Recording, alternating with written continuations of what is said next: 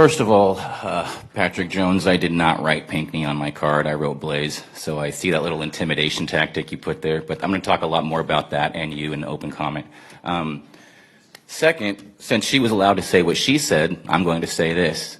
Patty Plum, that was a horribly racist and terrible thing to say, and I'm going to make you famous for those words.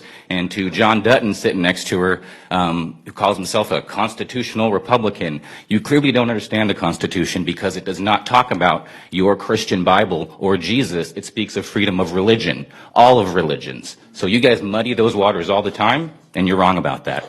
Okay, to this issue here. Okay, come on. You guys, you're talking about not wanting to take money from an outside source. Jenny already beat me to this. 4 of you are sitting up there because of billionaires' money from Connecticut.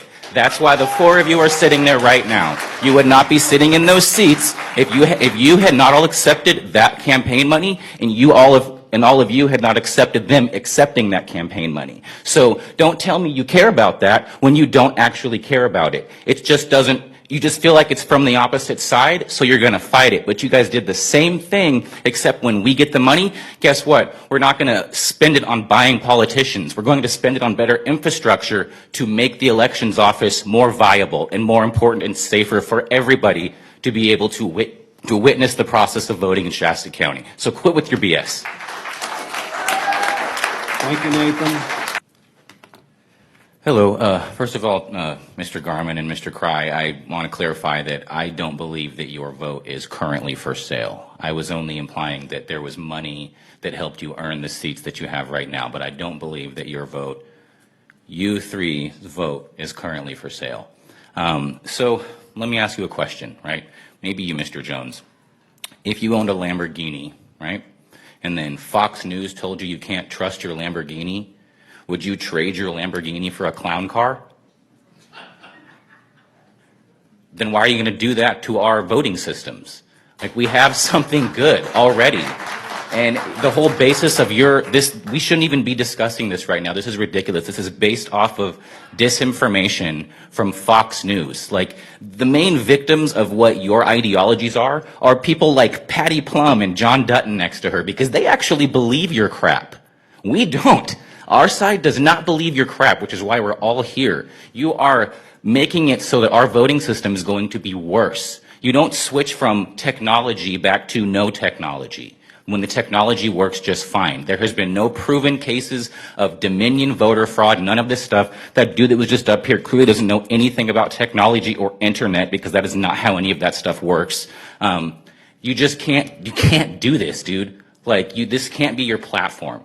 This can't be your platform. And I really wish that Chris Gellstrom had a mind of his own and wasn't just your lackey supporting you in this. Because it's all he is. It's so obvious. That's all he is. You know? He's just sitting up there doing nothing, saying nothing, waiting to vote on whatever you say to vote for. So, please don't do this. I know you won't listen, but please don't. And we'll be taking a break right after this speaker. It'll be 15 minutes. Patrick Jones, did you purposely put R13 that far below R4 on purpose? Like, did you make that decision? That's got to be a yes. Okay, so that little piece of paper you have saying that there has been Russian interference with the Dominion voting machines, right?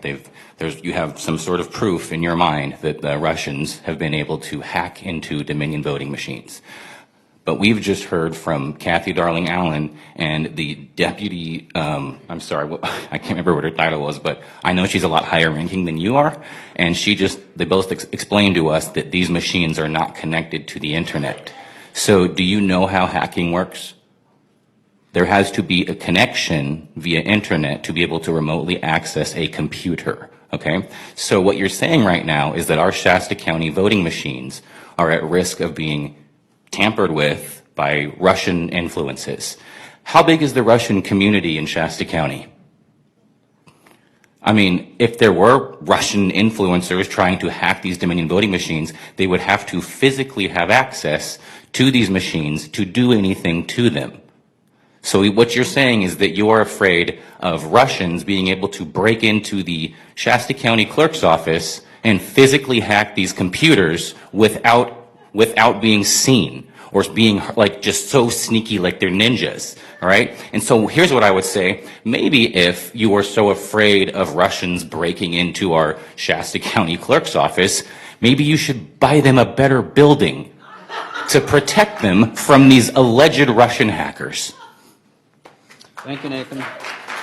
Dana Kennedy, and then Lisa. Okay, first of all, Patrick Jones, I'm not afraid of you, and your little hammer does not supersede my First Amendment. And if you ever try to use law enforcement to remove me from this building because you didn't like something I said, I will sue you into oblivion. Good. All right.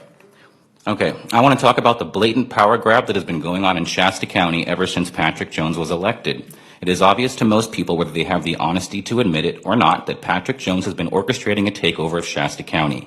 He has violated the Brown Act, he has privately intimidated local residents, and he has blatantly lied to the people for years. His seat was earned through the money provided by a man who isn't even from here, but has simply had a chip on his shoulder against this county for a long time.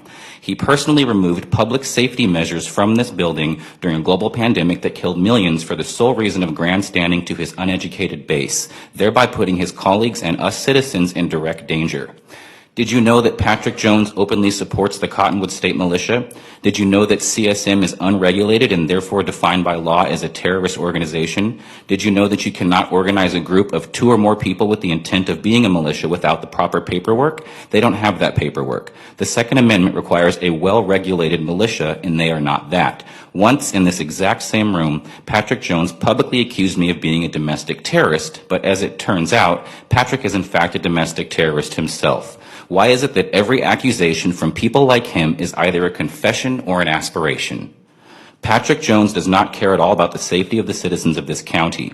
He is actively attempting to pass an open carry law while at the same time being the person who would likely profit most off of gun sales from his family business, Jones Fort. That sounds like a major conflict of interest. Patrick Jones is willing to put the citizens of Shasta County in mortal danger in order to make a profit. The last thing we need is people willing to intimidate citizens with threats of violence, walking around our city openly carrying firearms. We have law enforcement and a CCW program for that. This reign of ridiculousness needs to end. We have had no health officer for 299 days, and that is his fault. I fully believe at this point that the state should step in and take over. I believe that Gavin Newsom should reinstate Dr. Karen Ramstrom and offer her a larger salary and a huge apology for not stepping in sooner. I believe that Patrick Jones and his lackey Chris Kellstrom need to be removed from their positions and stripped of any ability to hold office ever again, as well as any other local politicians who clearly do not have the best interests of all of the citizens of Shasta County at the forefront of their decisions. You cleared the way for all of this with your slanderous recall of Leonard Modi and the blackmailing of Matt Pontes. You're like the architect of destruction, but what you really are is a sad, angry, vindictive old man with too much power. So I have one question for you. Do you still stand by your accusation of labeling me, a private citizen and long-life Shasta County resident, a domestic terrorist? Thank you, Nathan.